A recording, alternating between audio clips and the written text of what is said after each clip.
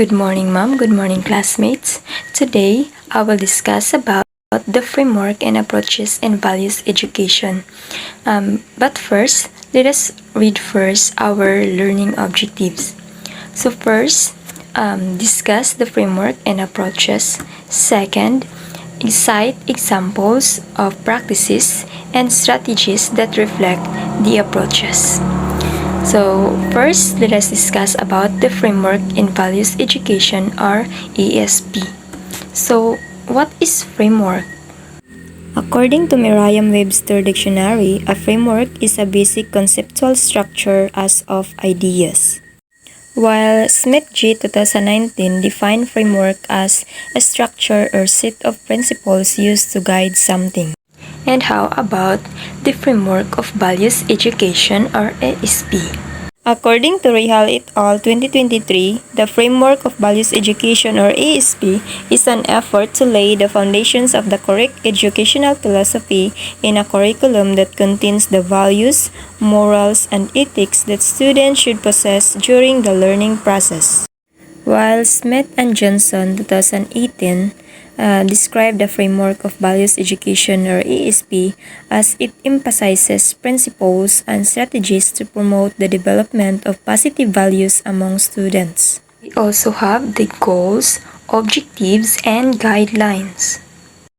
The goal of values education framework is to provide and promote values education at all levels of the educational system for the development of the human person, committed to the building of a just and humane society and an independent and democratic nation. While the objectives is that the program will develop Filipinos who are self-actualized, integrally developed human beings imbued with a sense of human dignity. It aims to develop Filipinos who are social beings with a sense of responsibility for their community and the environment. It aims also to produce Filipino who are productive persons who contribute to the economic security and development of the family and the nation. So aims to develop Filipinos as citizens who have deep sense of nationalism and committed to the progress of the nation as well as of the entire world community through global solidarity. It also aims to develop Filipinos who manifest an actual life and abiding faith in God as a reflection of His spiritual being. While the principles and guidelines of ESP is that first, it must be oriented toward the total person of the learner, mind, heart, and entire being.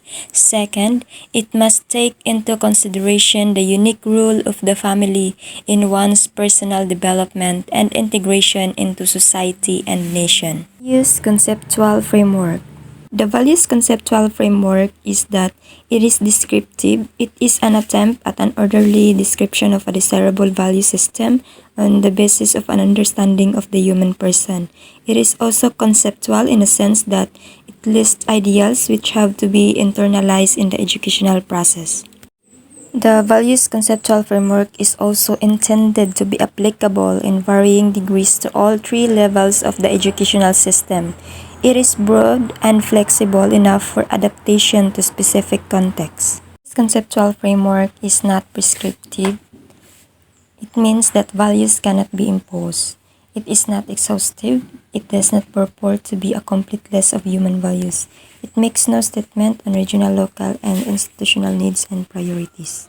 The values conceptual framework uses in regions, localities, and institutions to construct their own values map with clearly defined priorities suited to their peculiar context and needs. While the philosophy of the program is based on the philosophy of the human person, it means that the human person is the subject of education. He is a human person learning and being taught. Also, the human person is considered the object. The human person is at the center of the curriculum and the entire program. It is for the attainment of a just and humane society.